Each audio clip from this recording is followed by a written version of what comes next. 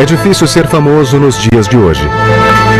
Sempre há repórteres ou fotógrafos por perto para assegurar que o mundo todo saiba de coisas que você preferia guardar em segredo. I would not have sexual relations with that woman. No passado, os poderosos não tinham tal problema. Eles estavam a salvo das manchetes e das colunas de fofocas. Até agora. Pois neste programa, a mídia moderna vai desenterrar o passado duvidoso de uma das famílias mais célebres da história. Do Papa que era uma mulher. E da era mais escandalosa do papado. Este programa colocará sob os holofotes a vida privada dos poderosos. As vidas privadas dos papas.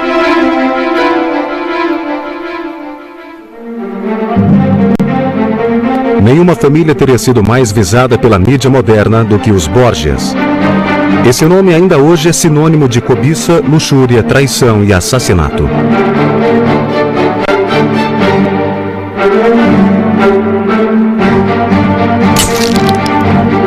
É claro que nenhuma câmera de televisão os incomodou.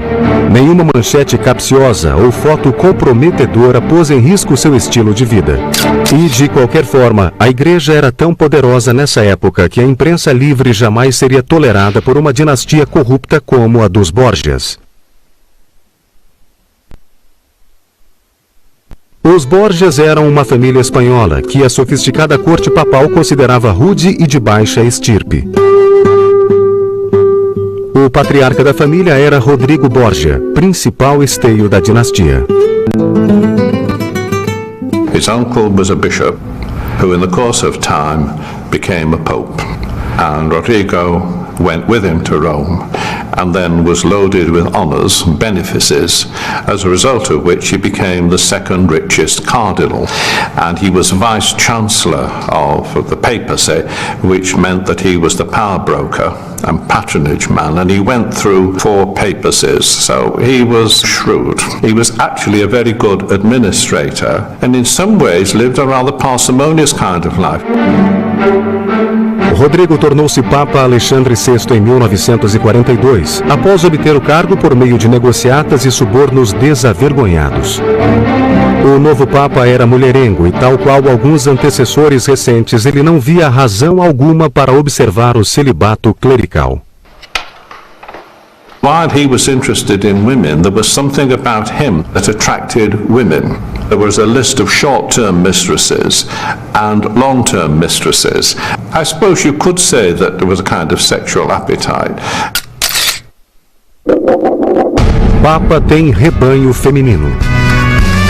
Mas nessa era anterior aos desmentidos públicos e confissões lacrimosas em rede nacional, Rodrigo tinha outras coisas com que se preocupar. Uma delas era assegurar que a família Borgia desfrutasse de todas as vantagens da nova posição dele. It was said that when he woke up in the morning, the first thing that he thought was, what can I do today to the advantage of my family? Um batalhão de parentes próximos e distantes ocupou os melhores cargos, ao ponto de um desgostoso embaixador observar que 10 papados não seriam suficientes para empregar esse enxame de aparentados. Hoje a imprensa teria muito pano para a manga. Rodrigo dá empregos aos filhos. Um desses destinados a grandes feitos foi o filho de Rodrigo, César Borgia, fruto de um de seus muitos casos. Ser filho ilegítimo era um grande empecilho ao progresso na igreja, mas para tudo dá-se um jeito. Uma série de subornos aplainaram o caminho para César tornar-se cardeal em 1493, o primeiro passo rumo à eventual obtenção do papado. Cesare Borgia is one of the great bad men of history. He's the centerpiece in many ways of Machiavelli's The Prince. And he uses Cesare's customs and practice to show how to survive in the whirlpool of Italian politics. Again, with the same Borgia devotion to family, and let nothing stand in the way. So, for instance, in the first instance, he's a clergyman, and then he renounces his orders, because if the Borgia family is to continue, then he must be able to get married and beget children who can then rule the estates that are required. But he was obviously a man of some military capacity. For instance, Leonardo da Vinci, for a time, was his military engineer. So he got an eye to talent. Como a imprensa atual teria adorado isso. Não era prudente mencionar o assunto da ilegitimidade de César, pois isso podia melindrá-lo. Os que o faziam pagavam caro, de modo que as pessoas evitavam provocá-lo. Afinal, o destemperado e sanguinário primogênito seria um dia chefe da igreja.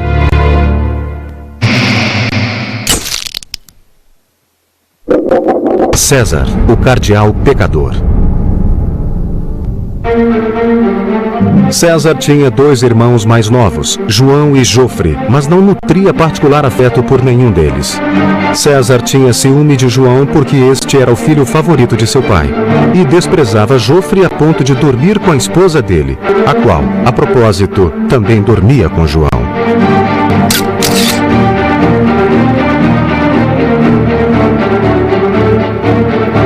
Os irmãos, portanto, não morriam de amores uns pelos outros, o que tornou o acontecimento de 14 de junho de 1497 ainda mais suspeito. Foi ao anoitecer desse dia que João deixou uma pequena reunião de família, sem dúvida animado com a expectativa de um encontro que arranjara com a sua amante favorita.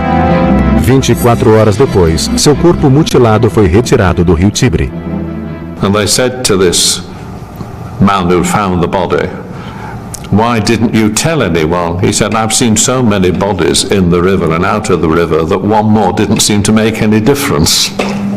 And of course it was never solved, for the body was recovered, was buried, and the Pope, incidentally, was very upset about it and said, "I know the cause of this, I know the cause of this," and went round in a demented state, but he never told anybody what he thought it was. But it was just sufficient to feed the spin doctoring that Cesare had organized the death of his brother. Rodrigo ficou arrasado, mas apesar de uma investigação profunda ser conduzida, ninguém foi acusado pelo assassinato de João.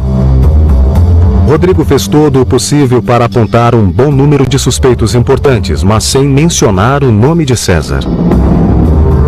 Claro, não havia repórteres medievais no seu encalço determinados a obter a verdade a qualquer preço. Assim, o suspeito número 1 saiu totalmente ileso. Borgia Gate, acobertando o assassinato de João. César havia assassinado o próprio irmão. O pobre Rodrigo engoliu o horror dessa situação e permaneceu de boca fechada. Aquilo era assunto de família, portanto não dizia respeito a mais ninguém. Come on, mate, one more. Oh, come on. Felizmente para Rodrigo, ele ainda tinha sua linda e alegre filha, Lucrécia, a princesa Diana da sua época, a quem ele amava profundamente. Lucretia Borgia is one of the most beautiful women in history, but nobody should pay any attention to what Donizetti does with her in his opera. She was a gracious person. I don't know quite how you interpret this. She had a slender neck and an admirable bosom. She was a very good character, but used ruthlessly by her brother Cesare and father to promote Borgia interests. And it was only at a later stage in her life, when everybody else was dead, that she came into her own as a very fine person, promoting art and culture and doing works of mercy and charity and caring after children, including Cesare's own children. Mas o profundo amor de Rodrigo por sua filha não o impediu de usá-la como instrumento político assim que lhe conveio. Quando ela tinha apenas 13 anos, ele a casou com Giovanni Sforza, membro de uma das mais ricas e influentes famílias de Roma. O problema é que 4 anos depois, Rodrigo achou um partido melhor para sua querida filha. Estava na hora de Lucrécia tornar-se uma mulher solteira de novo. E quem melhor do que César para informar Giovanni que este era novamente um homem solteiro? Assim, Giovanni foi mandado embora pelo encantador irmão de Lucrécia, que deixou claro não somente que Giovanni estava livre para procurar outra esposa, mas que seria melhor para todos se a procurasse longe de Roma. César, hora de partir, Gil. E assim o casamento terminou. Mas havia ainda a questão do divórcio. Qual seria a justificativa oficial para ele? O Rodrigo então sugeriu, com a expressão mais séria do mundo, que o casamento entre sua filha e Giovanni Sforza nunca fora consumado e, portanto, podia ser anulado, porque Giovanni era impotente. Giovanni defendeu-se, dizendo que dormira com Lucrécia dezenas de vezes e ela nunca reclamara. Além do mais, sua primeira esposa havia morrido em trabalho de parto. Como então, perguntou Giovanni, ele poderia ser impotente? A explicação que Rodrigo deu foi: a primeira esposa de Giovanni havia ficado grávida de outro homem. O humilhado Giovanni até ofereceu comprovar sua potência sexual diante de testemunhas. Mas no final, como sempre, Rodrigo obteve o que queria. Lucrécia se divorciou e, como o casamento nunca fora consumado, ela foi declarada virgem. Até os mais hábeis demagogos modernos teriam trabalho para fazer o público engolir essa história. Voltando a ser virgem. Havia uma pequena dificuldade com o recém-adquirido status virginal de Lucrécia. Ela estava grávida de 6 meses. Não de Giovanni, e sim de um jovem e belo pajem que a consolara após a morte de seu irmão João. Quando César soube disso, ficou bastante contrariado. O pajem deveria ter sumido do mapa, mas ao invés disso resolveu apelar para a misericórdia do Papa. Foi uma péssima ideia. Pouco depois disso, ele era mais um dos cadáveres anônimos retirados do Tibre. César havia atacado de novo. Poucos meses depois, o bebê de Lucrécia nasceu e ela foi seguramente entregue em casamento a Afonso de Aragão. Ele era irmão da esposa de Jofre, que fora tão generosa em seus favores sexuais aos irmãos Borgia. Foi um genuíno casamento por amor. Pela primeira vez na sua vida, Lucrécia era feliz casada. Mas seu amor por Afonso não enfraqueceu o domínio de César sobre ela. César costumava viajar grandes distâncias apenas para defender uma hora a sós com sua bem-amada irmã. Ele era obcecado por ela e divertia-se imaginando divertimentos que poderiam agradá-la. Um deles foi o famigerado banquete das castanhas. The Banquet of the Chestnuts was the orgy to end all orgies. It was organized by Caesar in the Apostolic Palace, and anybody who was anybody was there, mainly female. He brought in, marvelous phrase, he brought in 50 honest prostitutes. And there was eating, drinking, and making merry. And stage 1 of the orgy was that people danced clothed, then they danced naked. Then in dimmed lights, chestnuts were thrown on the floor, and naked people, the honest prostitutes especially, expected then to pick up the chestnuts.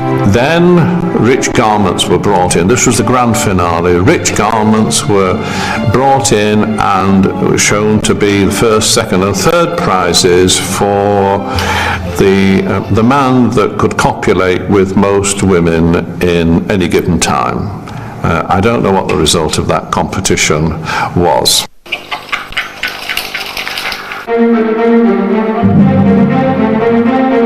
No ano 1500, a famosa lealdade da família Borgia foi testada ao limite.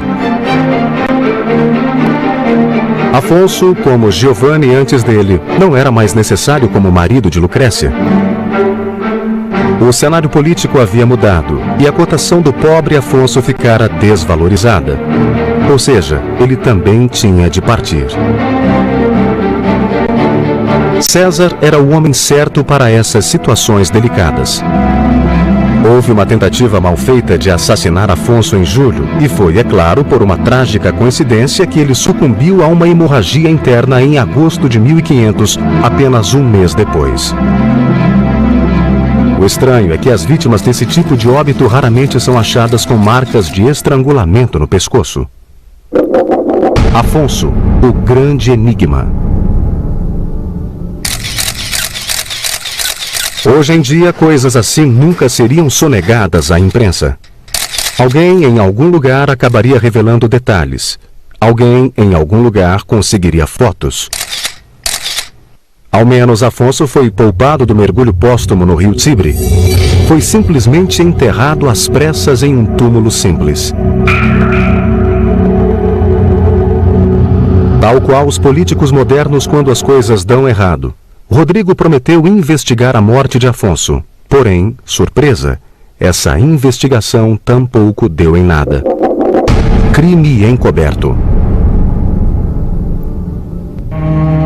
Lucrécia estava inconsolável, mas uma visita de César persuadiu-a de que fora melhor assim. Ela voltou ao seio da família e retomou seu antigo estilo de vida. Os Borgias estavam unidos de novo. César estava sendo consumido pela sífilis. Embora, ao contrário dos famosos de hoje em dia, ele não precisasse se preocupar com fotos pouco lisonjeiras suas publicadas na imprensa, César usava uma máscara para ocultar as horríveis feridas em seu rosto. Mas a cobiça de César por poder permanecia forte como sempre, e ai de quem atravessasse o seu caminho. Um dos métodos favoritos de César para livrar-se de desafetos era o veneno. Ninguém sabe quantas vítimas morreram com um cálice nas mãos, o som de um brinde nos ouvidos e a face sorridente de um Borgia desvanecendo diante dos olhos. É estranho, portanto, que veneno tenha vitimado Rodrigo Borgia, morto em 1503, após beber acidentalmente de uma taça envenenada destinada a outra vítima desditosa de César. Papa toma droga errada. Quanto ao próprio César, ele frustrou seus muitos inimigos em Roma ao morrer durante uma batalha na Espanha em 1507. Lucrécia Borgia, transformada pela lenda em mulher fatal, morreu de parto em 1518, aos 39 anos. Well, Lucretia has a reputation as a poisoner, and Donizetti in his opera makes great play of it. But I think you've got to connect it really with the Borgia story as a whole, where they are heavily into poisoning and she just becomes part of it. And I think that Lucretia was not a poisoner, though possibly other members of the family were. Por fim, a família Borgia caiu na obscuridade e o grande sonho de Rodrigo de fundar uma dinastia duradoura acabou frustrado. Ele procurara imortalizar o nome Borgia e nisso teve sucesso, mas apenas como epíteto de perversidade e advertência do quão baixo o ser humano pode chegar.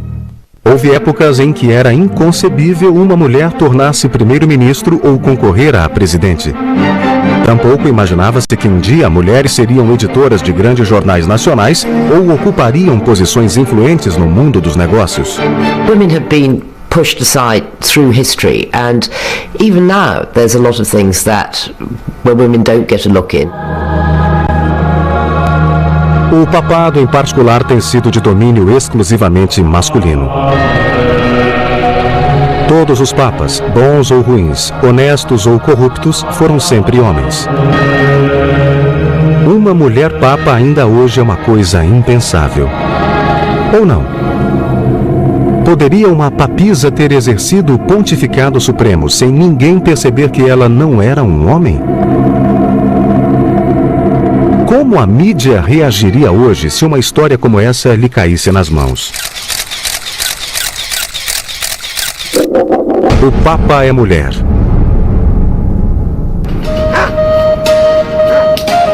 Roma, na metade do século IX, não era a magnífica cidade de mármore da era clássica, nem a Roma renascentista com seus soberbos palácios e igrejas. Nesse período da história, a cidade eterna era um lugar atrasado, cuja única importância estava no fato de ser a residência dos papas, portanto o centro espiritual da cristandade. O ano era o de 857. Uma procissão percorria as ruas de Roma, liderada pelo Santo Padre em pessoa, o Papa João. Era um raro momento de Fausto nesse lúgubre período de trevas. De repente, o Papa parou e caiu por terra. Atendentes vieram correndo socorrê-lo e ficaram horrorizados ao ver o Supremo Pontífice gritando e contorcendo-se em agonia. A agitação apoderou-se dos fiéis. Houve pânico e confusão. O Papa emitiu um grito pavoroso. Subitamente havia sangue manchando as pedras arredondadas da rua. Rápida e cuidadosamente as longas vestes papais foram afastadas. Um silêncio estarrecido dominou o cenário. O silêncio foi quebrado pelo choro de um bebê. O Papa acabava de dar à luz no meio da rua em Roma. Hoje, fotos de um evento desses seriam vendidas a preço de ouro. Just one shot, just one shot. Santa Madre, o Papa deu à luz. Esta é a história do Papa João, que era, na verdade, a papisa Joana, uma mulher ocupando o cargo de um homem em um mundo masculino. Ela ainda era uma figura controversa na história da religião, muito depois do século IX. Eles ainda discutiam sobre ela na época da Reforma, quando os protestantes desligaram-se de Roma. Os protestantes acusavam seus oponentes religiosos de tentar apagar Joana da história católica. Por sua vez, Roma desautorizava a história toda como uma suja e caluniosa mentira fabricada pelos protestantes hereges, a fim de escarnecer e difamar a Igreja Católica.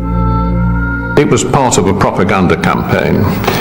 The papacy was really very unpopular, and the reformers thought that the papacy was not according to scripture, so any story that knocked the papacy was good value, and it was picked up in that way and used as a polemic to argue the case for the reformers and to knock the old church.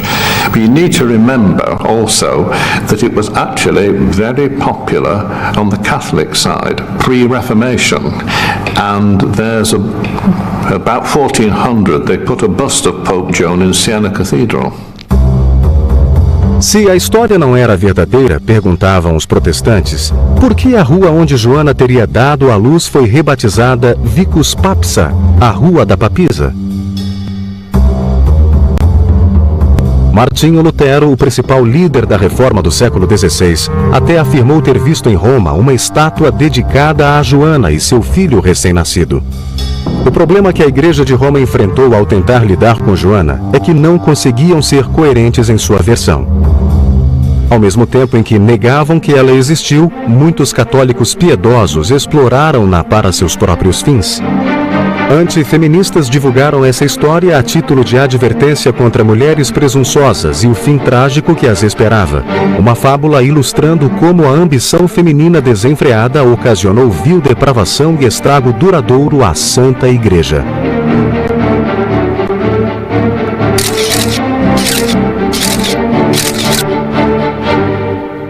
Seria de se esperar que após mais de 1000 anos estivesse concluído o debate sobre as mulheres em posições de poder. Mas não segundo Rosie Boycott, a primeira mulher a dirigir 2 grandes jornais na Inglaterra.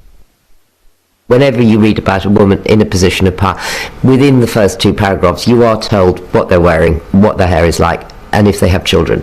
And you still don't get that about a man. But it is part of a female package, and in somehow it's dismissive, because I think what is implied in it is that, well, she's running a company, but she's also got some children, so therefore her eye is not completely on the ball. You don't say that about a man. Parece que o debate sobre os sexos continua ativo. Aliás, ele já existia muito antes de Joana entrar em cena. Sacerdotisas do século V causaram forte polêmica. Aquilo era demais para o Papa Gelásio, que observou cheio de incredulidade. Soubemos que os assuntos divinos se degeneraram a tal ponto que mulheres são encorajadas a oficiar em altares sagrados e a desempenhar funções reservadas ao sexo masculino. Mulher no altar só para casar. Como foi que a papisa Joana tornou-se Papa João? Achava-se que Joana nascera na Inglaterra e que sua família era de missionários. Seu pai era provavelmente um padre. Não existia a regra do celibato para sacerdotes na época. Ela chegou em Roma na metade do século IX. A misoginia da igreja não chegara ainda aos extremos da Idade Média, quando as mulheres seriam consideradas homens incompletos. Mas o sacerdócio foi interditado a Joana por causa do sexo dela. Sem discussão, sem exceções. Só havia um caminho para ela se quisesse abraçar o sacerdócio na igreja: fazer-se passar por homem. Joana tornou-se proeminente na época em que os padres começavam a abrir mão dos pelos faciais e apresentavam ao mundo um rosto barbeado. Assim, a ausência de barba não estragaria o seu disfarce. Contanto que Joana não fosse muito bonita e que não possuísse voz de falsete, guardar seu grande segredo seria suficiente com roupagens, sobretudo as vestes clericais, tradicionalmente assexuadas. Thankfully, we don't anymore have to pretend, actually physically, to be men. But interestingly, psychologically, women still do have to pretend to be men. They're not meant to bring their own levels of femininity or feminine sensibility that far into the workplace. Foi isso que Joana fez. Para o mundo exterior, ela simplesmente tornou-se um homem. Joana passou a ser João, e por incrível que pareça, ninguém percebeu. As ambições de Joana provavelmente não se estendiam além de ordenação como sacerdote. Mas o problema é que ela era boa, muito boa mesmo. Na verdade, ela era uma intelectual brilhante, uma argumentadora habilidosa, excelente oradora, e as pessoas começaram a notá-la. Roma saúda novo padre. Essas pessoas eram muito importantes. Elas ordenavam sacerdotes, criavam cardeais e elegiam papas. Em pouco tempo, Joana ganhou uma torcida que crescia sem parar. Talvez as coisas tenham ficado fora de controle. Talvez Joana estivesse só apreciando sua celebridade crescente e ascensão na hierarquia eclesiástica. Mas depois que ela começou, não havia mais volta. Uma promoção veio atrás da outra e antes que ela se desse conta, havia sido eleita Papa João. O Supremo Pontífice da Cristandade era mulher e ninguém sabia. No final, como em tantas tragédias, o amor foi a ruína da papisa Joana. A única diferença indiscutível entre um papa e uma papisa é a capacidade de dar à luz, e se Joana desejava que seu domínio sobre a cristandade durasse mais, não deveria ter engravidado.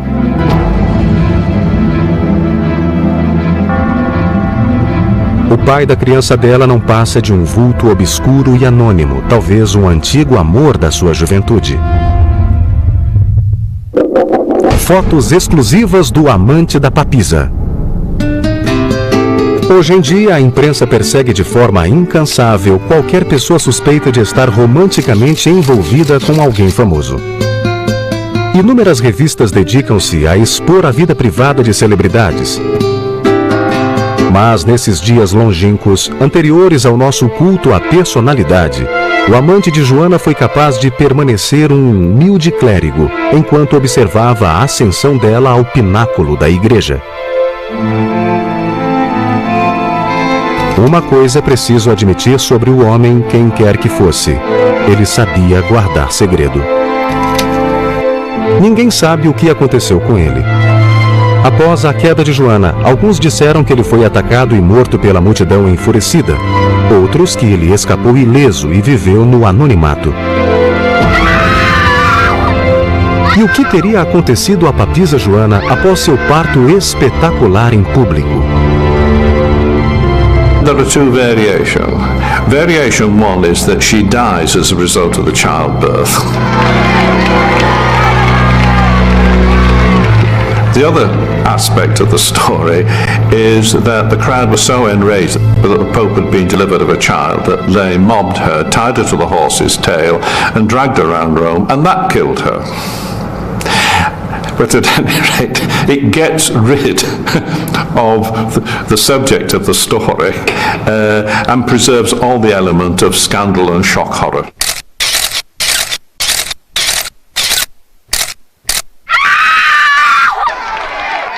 E que fim levou o bebê de Joana? Dizem que ele escapou à fúria da multidão, cresceu e tornou-se um bispo. Sua mãe, com certeza, teria se orgulhado dele. A história da papisa Joana tem um epílogo interessante. Estas são as palavras de um clérigo galês, Adam Diaski, que assistiu à coroação do Papa Inocêncio IV em 1404 e as escreveu em seu relato. Depois de desviar por aversão a papisa Joana, cuja imagem com o filho dela encontra-se perto de São Clemente, o Papa desmonta de seu cavalo e adentra a Basílica de Latrão para ser entronizado. Ali senta-se em uma cadeira de pórfiro com o assento furado para que um dos cardeais mais jovens possa confirmar o seu sexo. Adam Diaski, portanto, acreditava na existência de Joana e até sugere que no século XV havia uma checagem de sexo, apenas para assegurar que nada semelhante pudesse voltar a ocorrer. Pelo menos esses dias obscuros pertencem ao passado. I mean, you look around the G8 and the UN at the moment and it ain't too full of skirts. É evidente que muitos homens virtuosos e santos tornaram-se papas e governaram a igreja com sabedoria e devoção. Apenas uma minoria dentre eles parecia composta por vigários do diabo. Mas mesmo para aqueles que levavam o cargo a sério havia muitas vantagens. Entre outras coisas, tinham a oportunidade de opinar em assuntos não religiosos. The bishops aren't in the House of Lords by accident. The bishops are in the House of Lords because they were then able to influence politics. They weren't just there to represent some ecclesiastical well-being. They were there because they influenced the political decisions of the government of the day.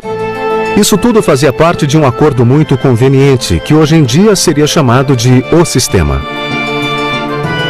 Mas, afinal de contas, os papas eram humanos como nós e, quando distantes dos olhos do público, sujeitos às mesmas tentações que todo mundo.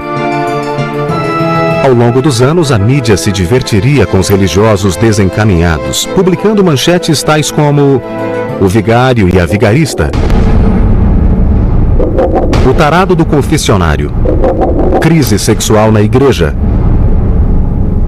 Em priscas eras, ninguém tinha de se preocupar com essas manchetes embaraçosas, de modo que a imagem pública do papado ocasionalmente ocultava vidas privadas corruptas e vergonhosas. Às vezes, a corrupção se estendia por vários reinados papais. O mais famigerado desses períodos negros ficou conhecido como o reinado das prostitutas. Reign of the Harlots is a cliché title for a period when the papacy was really in the grips not only of the Roman nobility, but of at least two formidable women. So what that meant was that the women and their families were interested in getting access to the papal estates for the rents and the power and the prestige that involved. And therefore they needed a tame pope who'd do their bidding. It's an interesting fact that during this period, at least 1/3 of the popes died in very peculiar circumstances, either being strangled, poisoned, suffocated, or just disappearing. But that's the period of the reign of the harlots. Teodora e seu marido Teofilato eram personagens ricos e poderosos na Roma do começo do século X. Ambos eram senadores.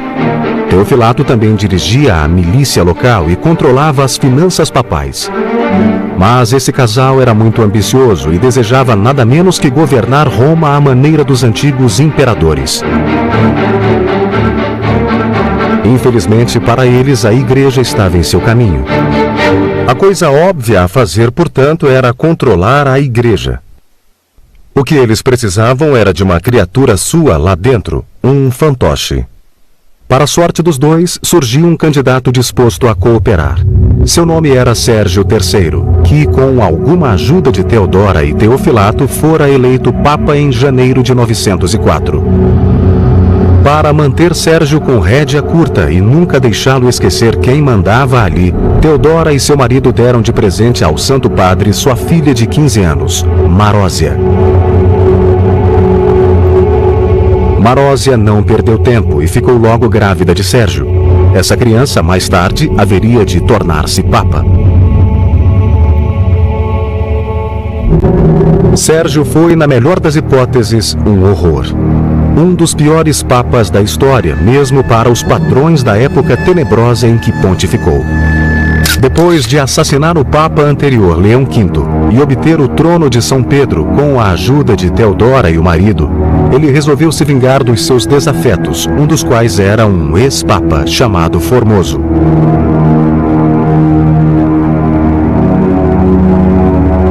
A vingança não é uma virtude cristã, e no caso de Formoso não era sequer necessária, afinal ele já estava morto.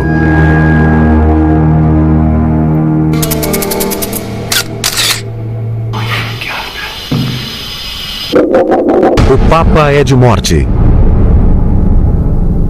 After Formoso had been dead 9 months, they dug him up, propped him up in a chair, in full pontificals, and conducted a trial. Must have been very difficult because the chap could hardly speak in his own defence.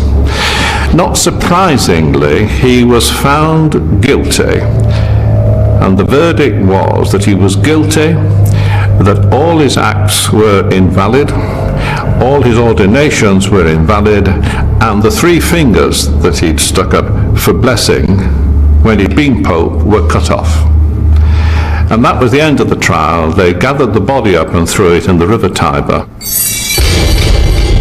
The sad thing, of course, from the paparazzi point of view is Formosa was not tinged in any way with any kind of sexual scandal. It's just they didn't like him. Com Sérgio firmemente estabelecido como Supremo Pontífice, Teodora e Teofilato sutilmente assumiram a posição de poder por detrás do trono papal. A era da pornocracia havia começado. Mas mesmo os melhores planos podem dar errado. Teodora e Teofilato provavelmente não contavam com o fato de seu Papa fantoche morrer após apenas 2 anos de pontificado. Pois Sérgio morreu mesmo inconvenientemente em 911. Mas, a essa altura, o domínio do casal sobre o papado era absoluto. Era hora de agir e Teodora assegurou uma transição tranquila, seduzindo o sucessor favorecido por ela, o arcebispo de Ravenna.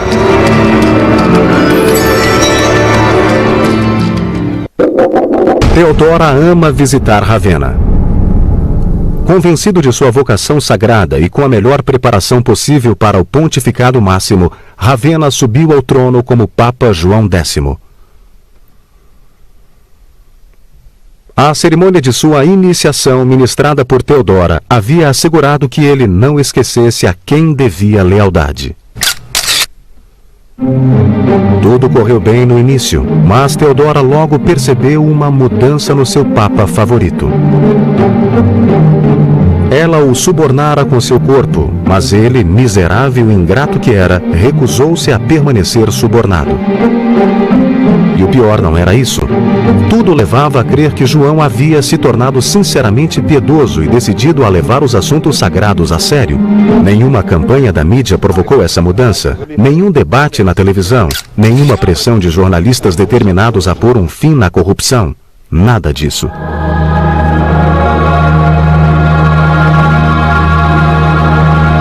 Gradualmente, o Papa João começou a conduzir a Santa Igreja por uma estrada independente, distanciando-se da influência de Theodora e seus partidários. Não era bem isso que ela tivera em mente.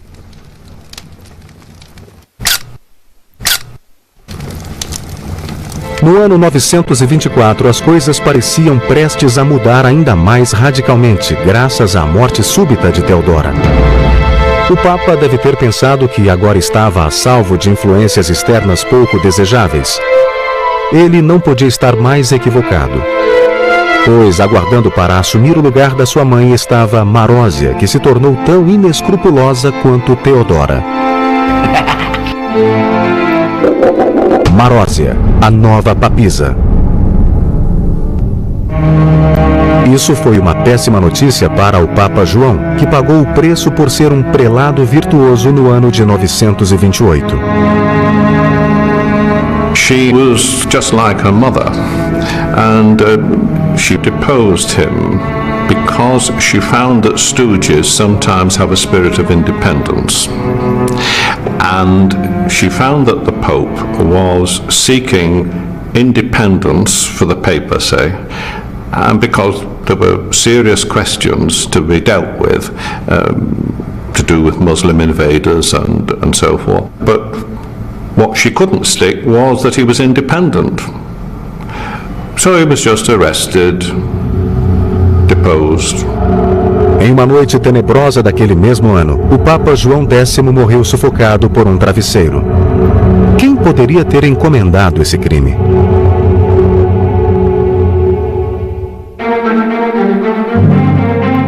Os dois papas seguintes, Leão e Estevão, eram títeres de Marósia, meros guardadores de lugar, cuja única função era manter aquecido o trono de São Pedro, enquanto o filho dela, cujo pai era o execrável Sérgio, lembram-se?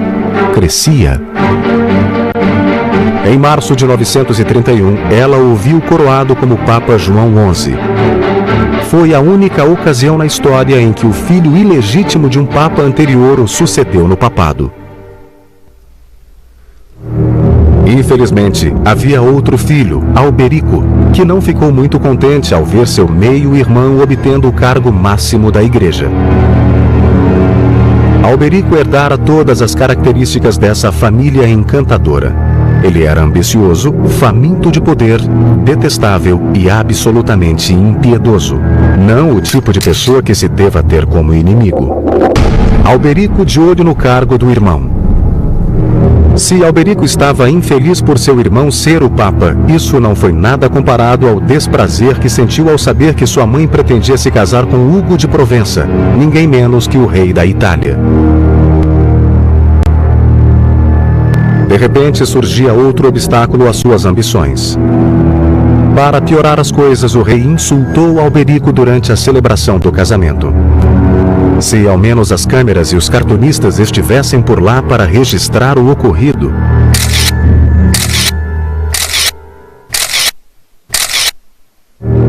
Alberico era um homem de ação por excelência e não pretendia tolerar um meio-irmão agraciado com um papado por sua mãe, nem tampouco um novo padrasto importuno que impediria Alberico de realizar seus sonhos de poder.